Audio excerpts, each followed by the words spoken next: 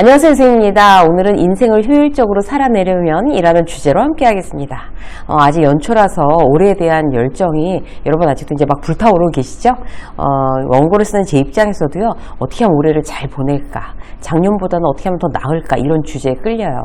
구독자 여러분들도 마찬가지실 것 같아요. 그래서 오늘은요, 똑같은 노력을 기울이고도 남보다 훨씬 이제 앞서갈 수 있는 꿀팁 몇 가지를 공부해서 여러분들한테 소개해 드리려고 합니다. 왜 자꾸 이런 효율에 관심을 가질까요? 지금 뭐 30대라도 40대라도 50대라도 일단 한 해를 더 먹으면 작년보다 내가 체력이 더 떨어졌다? 뭐 이런 어떤 느낌을 받게 되죠. 그러니까 내가 갖고 있는 에너지가 빨리 소진된다? 이런 느낌을 받는단 말이에요. 그래서 효율에 초점을 맞춰야 우리가 이제 원하는 어떤 그런 목표를 이루는데 훨씬 더 수월하게 다가갈 수가 있습니다. 그래서 오늘의 내용은요, 내가 목표를 세우고 진심을 다해서 일하지만 무심코 이제 내 발에 걸려 넘어질 수 있는 어떤 허들, 그걸 이제 치우는데 이제 그 목적이 있어요. 이제 한 해 2024년이라는 마라톤이 시작됐는데 이제 같이 뛰면서 제가 이제 여러분들한테 이거 조심하셔야 됩니다. 저거 이제 발에 가서 걸립니다. 막 이런 거 있잖아요. 화이팅 하세요. 이런 느낌으로 그런 느낌으로 저도 얘기하고 여러분들도 들어주셨으면 오늘의 내용이 조금 더 실감 나실 것 같아요. 자, 첫 번째. 우리가 이제 효율적으로 이제 인생을 살아내려면 좋지 않은 관계에 무관심해지는 거예요. 책 제목도 있잖아요. 뭐 최고의 복수는 내가 잘 사는 거, 뭐 또 뭐예요? 무관심한 거. 우리는 이제 많은 인간관계가 있는데 그 중에서 나한테 해를 끼치는 관계가 있어요. 내 일을 방해하거나 나를 상처 주거나 자존감을 떨어뜨리거나 나쁜 기억으로 이제 남아있는 경우 있죠. 또는 이제 현재 진행형도 있어요. 과거가 아니라. 그 사람 때문에 아주 괴로운 경우들이 있죠. 대표적으로 이제 직장이에요.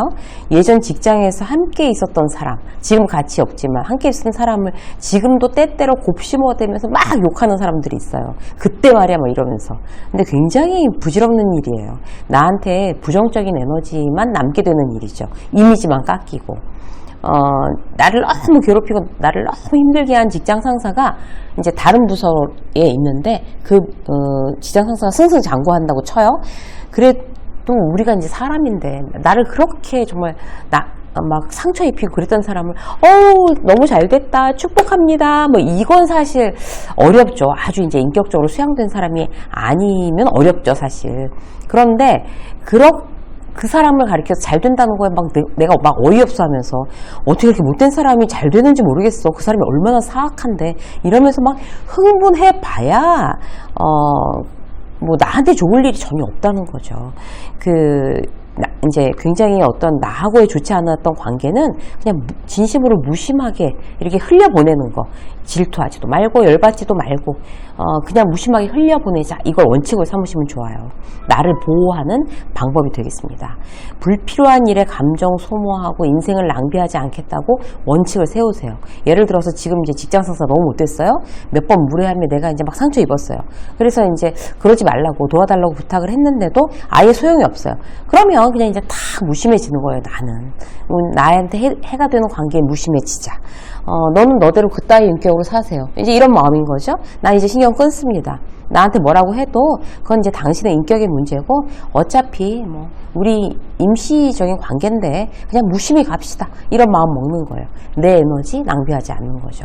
다른 데 가서 욕하고 다한 만큼 갚아주겠다고 뭐 막 그 사람 골탕 먹이려고 해봐야 나만 나쁜 이미지 메이킹이 될 뿐입니다. 자, 두 번째. 10가지 계획보다 한 가지 실천에 집중하는 거예요. 연초에 딱 맞는 얘기죠. 지금 이 시점에 이제 이런 제안을 제가 하고 싶어요. 예를 들어 볼게요. 연말에 어떤 계획도 세우지 않았어요. 작년 연말에 아무것도 계획 세우지 않았다고 쳐요. 그래서 연초는 지금도 계획이라는 게 없다고 쳐요. 다들 계획 타령하는데 나도 뭔가 계획을 세워야 되는 게 아니야? 이런 생각 할 수 있잖아요. 그래서 몇 날 며칠 막 이제 뭐 리스트 작성하고 뭐 어떻게 하고 이런 거 물론 좋긴 하는데 지금까지도 이 방송을 여러분들이 이제 업로드 돼서 이제 보시는 어떤 그 시점에도 계획을 안 세웠으면 몇 날 며칠 이제 투자해서 계획 안 세우셔도 돼요. 어떻게 하는 게 더 좋아요? 딱 한 가지 실천할 것만 정하는 거예요. 내가 해야 될 거, 하고 싶은 거. 예를 들어 볼게요. 작년엔 너무 바빠서 내가 책이랑 아예 담을 쌓고 지냈어. 그럼 올해 책을 좀 보자. 그거 하나만 딱 정하는 거예요. 그리고 무슨 책을 볼까? 뭐 리스트 작성하고 그럼 주말엔 서점을 나가서 그냥 책을 사와야겠다. 그런 생각하지 말고요. 그렇게 하느라고 막 이제 주말까지 기다리시지 말고 아주 심플하게 아무 책이나 일단 시작하는 거예요. 올해는 책 보자 그냥. 그리고 오늘부터 책 하나 드는 거죠. 1월 며칠에 책 10페이지 읽었다. 이게 100가지 계획보다 사실 더 중요해요. 오늘 당장 하는 게. 그리고 그 다음날 또 책 보고, 인상적인 내용 이제 필사도 해보고, 이렇게 하루하루 보내면 많은 계획 세우고 아무것도 안 하는 사람보다 훨씬 더 성공 확률이 높을 수가 있죠. 뭐 부자 되는 법, 재테크책, 동영상 열심히 그냥 누워서 보면서 아무것도 안 하는 사람은 부자가 되겠어요? 막 상상하라 그러면 그대로 된다. 여러분 절대 안 돼요. 누워서 상상하는데 어떻게 그렇게 되겠어요. 뛰면서 해야죠. 땀을 흘리면서 내가 정말 열심히 노력하면서 상상해야 그대로 됩니다. 상상해서 된 게 아니라 내가 땀 흘려서 되는 거죠. 무조건 핵심은요. 지금 당장 실천하는 거예요. 그래서 이제 그렇게 올해는 책 보겠어. 당장 그렇게 하고 그럼 아무 책이나 책 꽂이는 거 한 권 빼가지고 그거 다시 보면서 일주일에 책 한 권 다 읽었어요. 그럼 되는구나. 이런 작은 성취감이 그 다음 계획이나 실천도 성공할 수 있게 만듭니다. 자, 세 번째, 흔들릴 나이는 지났다 라고 생각하시는 거예요. 흔들릴 나이는 몇 살일까요? 누가 뭐라고 하면 흔들리는데 사실 그렇게 막 누가 뭐라고 하면 흔들리는데 신체적 나이가 중요하진 않아요. 영향 끼치지 않아요. 내가 나한테 집중하고 내면을 채우는데 애쓰는 사람은요, 외부 환경이나 타인에게 좀처럼 흔들리지 않는다고 해요. 그런데 계속 소모적으로 살고 나 채우는 데는 별로 관심도 없다. 그러면 남들이 뭐라고만 하면 그 사람의 말, 시선, 평가에 흔들리는 거예요. 그래서 연초인 이때에 내가 쉽게 흔들리는 사람인가? 다시 한번 점검하고요. 내가 흔들리지 않는 원칙 세우는 거. 자, 흔들리지 않는 첫 번째 원칙 뭐예요? 계속 날 채우는 거예요. 계속 흔들리지 않도록 뭔가 이렇게 안으로 꽉 채워놓으면 탄탄해지겠죠. 책 읽고 좋은 영상 보고 그거 이제 메모하고 나한테 적용해보고 힘을 계속 키워나가는 게 첫 번째고요. 자, 흔들리지 않는 거 두 번째 원칙. 내일은 내가 결정하는 거예요. 그러니까 결국 이게 나답게 산다는 거예요. 우리가 나답게 산다는 얘기 많이 하잖아요. 내 일을 제발 남이 결정하게 두지 마세요. 선배나 가족, 친구의 이야기는 참고만 하는 거예요. 참고만. 귀가 얇다는 말은 듣지 말라는 말씀을 드리고 있는 겁니다. 예를 들어서 이번에 내가 이직을 준비하고 있었어요. 근데 선배가 그래서는 안 돼. 막 이렇게 하면서 안 되는 이유에 대해서 막 일장 연설을 했어요. 그러면 이 사람은 나보다 훨씬 전문가니까 그래, 선배 말이 어련히 맞을까? 그럼 그 회사를 제외시켜요? 그냥 포기해요? 그게 맞는 걸까요? 아니에요. 내 일을 남이 결정하도록 두지 마세요. 참고는 하되 만약에 그 선배가 안 된다 그러면 왜 그 회사는 아닌지, 왜 그 회사는 좋지 않다라고 지원조차 하지 못하게 하는지 얘기만 듣고 결정하는 게 아니라 내가 자료 찾아보고 여러 가지 경로로 뭐 정보도 모으고 과연 내 꿈을 실현하는데 도움이 되지 않겠구나, 나랑은 안 맞겠구나, 내가 뚜렷한 이유를 찾아서 결정해야 되는 거예요. 그렇지 않으면 만약에 나중에 어떤 이제 결정을 해놓고 후회한다고 쳐요. 그러면 내가 결정해서 후회하는 거는 인생에 유익한 약이 될 수 있어요. 그때는 마음이 아프더라도. 근데 줏대 없이 결정하면요, 그 선배를 믿고 선배 말을 듣고 결정하면 나중에 선배를 원망하는 거예요. 나한테는 그게 뭐 그런 실패를 하거나 후회를 해도 자양분이 되지도 않고 그냥 손해본 느낌만 주는 거죠.